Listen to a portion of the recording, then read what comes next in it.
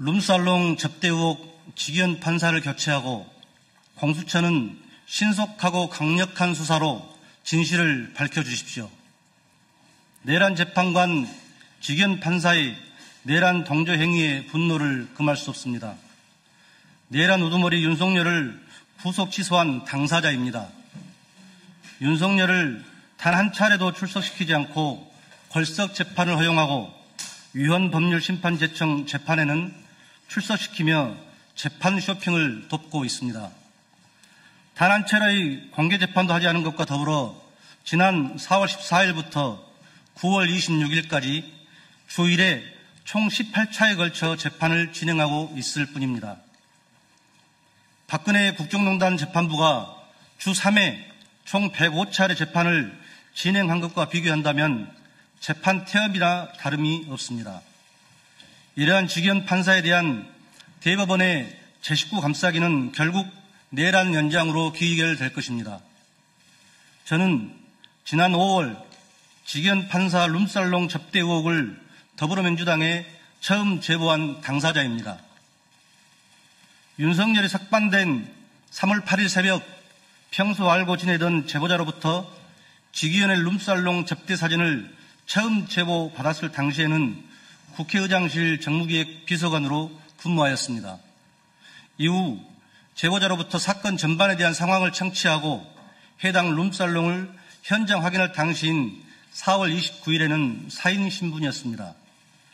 지난 6월 15일부터는 더불어민주당 원내대표 정무실장으로 근무하고 있습니다. 저는 이 사건과 관련하여 지금까지 참고인 신분으로 2차례 공수처 수사를 받았습니다. 대법원의 신속한 윤리감찰 결과 발표와 공수처의 적극적인 수사를 기대했습니다. 또한 저에게 사진을 보내온 제보자의 신원 보호를 위해 그동안 침묵하였습니다. 그러나 오늘 대법원 감사위원회는 현재까지 확인된 사실관계만으로는 직무관련성을 인정하기 어렵다는 심의 결과를 발표하였습니다.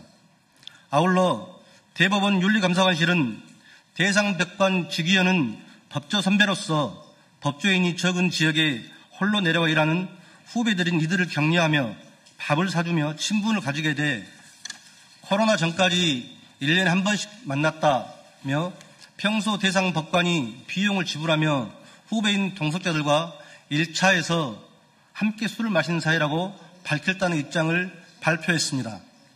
이는 제가 제보자로부터 받은 제보 내용과 명백히 배치되는 것입니다.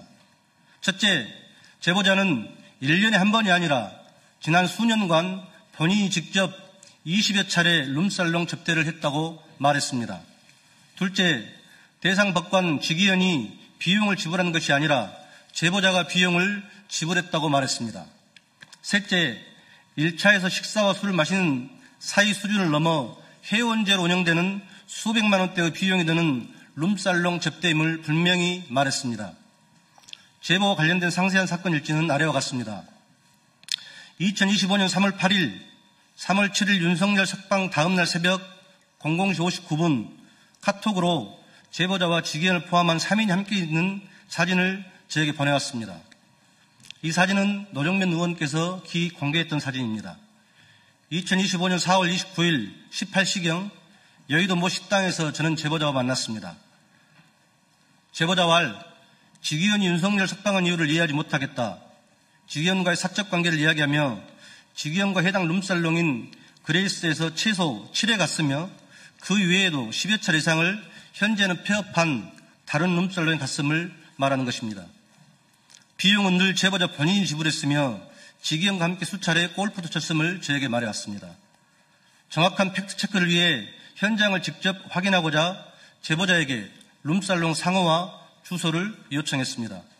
2025년 5월 1일 제보자로부터 해당 룸살롱 상호명과 주소를 카톡으로 받았습니다. 2025년 5월 6일 제보자가 직접 룸살롱을 예약해 주었고 제3자가 해당 룸살롱 내부 사진을 촬영하게 된 것입니다. 2025년 5월 14일 국회 법사위원회에서 김기표 국회의원이 해당 룸살롱 사진을 최초 공개한 것입니다. 저는 2025년 9월 10일과 9월 19일 2회 참고인 신분으로 공수처 조사를 받았습니다. 이 자리에서 공수처 검사는 대법원의 윤리감찰 결과를 3차례 요구했으나 대법원이 답변을 주지 않고 있어 수사에 난항을 겪고 있다고 말했습니다. 직연 관련된 사건의 참고인 조사 등 실질 조사는 본인이 처음이라고 말했습니다. 결국 제 식구 감싸기였습니다.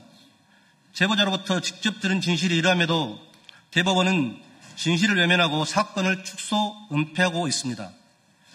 공수처 검사가 제게 분명히 말했듯이 공수처가 3차례 감찰 결과를 요구했을 때도 대법원은 전혀 협조하지 않았습니다. 이제 와서 공수처 수사 결과 후 철회하겠다는 것은 진상규명의 의지가 없음을 분명히 한 것입니다. 대법원 스스로 자정 능력이 없음을 고백하는 것과 다름없습니다. 이에 제보자와의 사적 관계의 불편함보다 국민적 관심사인 내란 종식과 민주주의 회복이라는 공익에 충실하고자 오늘 기자회견을 자청했습니다. 제보자로부터 직위원 룸살롱 의혹의 진실을 제보받은 당사자로서 분명히 요구합니다. 첫째, 룸살롱 의혹의 당사자이자 내란 우두머리 윤석열을 구속 기소한 직위원은 더 이상 재판관의 자격이 없습니다. 즉시 법복을 벗고 공수처 수사에 성실히 임해야 합니다. 둘째, 직위원은 국민의 신뢰를 잃었습니다. 대법원의 신뢰 위기를 초래하고 있습니다. 대법원은 즉시 직위원 판사를 교체하십시오. 셋째, 공수처 수사가 답입니다. 공수처는 신속하고 강력한 수사로 진실을 밝혀주십시오. 이상입니다. 예, 숨기려는 자가 범인일 것입니다. 은폐하려는 자가 범인일 것입니다. 국민의힘이나 다른 곳에서 당직자로 현재 일하고 있기 때문에 메신저 공격을 할 것이 자명합니다. 그러한 위험 부담을 안고 오늘 기자회견을 자청해서 진실을 말했습니다. 우리 언론인 여러분께서도 진실을 밝히는데 많은 도움 주시면 감사하겠습니다. 제보자와 주고받은 모든 카톡 등 자료는 공수처에 이미 제출을 했습니다. 우리 기자 언론인 여러분께서도 진실 밝히는데 많이 협조해 주시기를 부탁드리겠습니다. 예, 이상으로 기자회견 마치겠습니다. 더불어민주당 국회의원 경기도 안성 윤종군 의원입니다. 먼저 참석자 소개를 해드리겠습니다. 우리 경기도 광주의 안태준 의원님 참석하셨습니다. 전남 순천의 김문수 의원님 참석해 주셨습니다. 지금 김병기 원내대표 정주장 맡고 있는 정리찬님 참석해 주셨습니다. 오늘 룸살롱 접대 의혹을 가지고 있는 직위원 판사의 교체와 공수처의 신속하고 강력한 수사를 촉구하는 기자회견을 갖게 됐습니다. 우리 국민 여러분과 언론인 여러분께 한번 여쭤보고 싶습니다. 어떤 범죄 혐의자가 큰일을 앞두고 6년간 잘 쓰던 휴대폰을 교체했다면, 그리고 또 관련된 의혹이 제기되었을 때 3달밖에 안 쓴 휴대폰을 또 교체했다면 정상적인 행위일까요? 정상적인 수사기관이라고 한다면 범죄 혐의가 짙은 이런 행위에 대해서 강력한 수사를 하게 될 것입니다. 이 사람은 다름 아닌 직위원 재판관 얘기입니다. 직위원 판사는 윤석열 구속 취소를 청구하던 당일 6년간 잘 쓰던 휴대폰을 교체했습니다. 그리고 유흥업소인 룸살롱 접대 의혹이 제기되자 이틀 만에 3달밖에 안 쓴 휴대폰을 또다시 교체했습니다. 숨기려는 자가 범인일 것입니다. 은폐하려는 자가 범인일 것입니다. 그럼에도 불구하고 대법원 윤리감찰관실은 봐주기로 일관했습니다. 직위원 판사는 국민의 신뢰를 잃었습니다. 대법원의 국민 불신 또한 초래하고 있습니다. 이에 우리 더불어민주당의 최초로 직위원 판사의 룸살롱 접대 의혹을 제보받은 당사자인 정희찬님의 진실을 밝히는 기자회견을 갖도록 하겠습니다.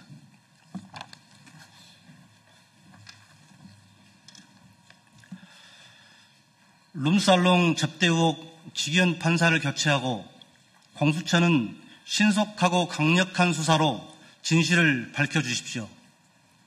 내란 재판관 직위원 판사의 내란 동조 행위에 분노를 금할 수 없습니다. 내란 우두머리 윤석열을 구속 취소한 당사자입니다. 윤석열을 단 한 차례도 출석시키지 않고 궐석 재판을 허용하고 위헌법률심판제청 재판에는 출석시키며 재판 쇼핑을 돕고 있습니다.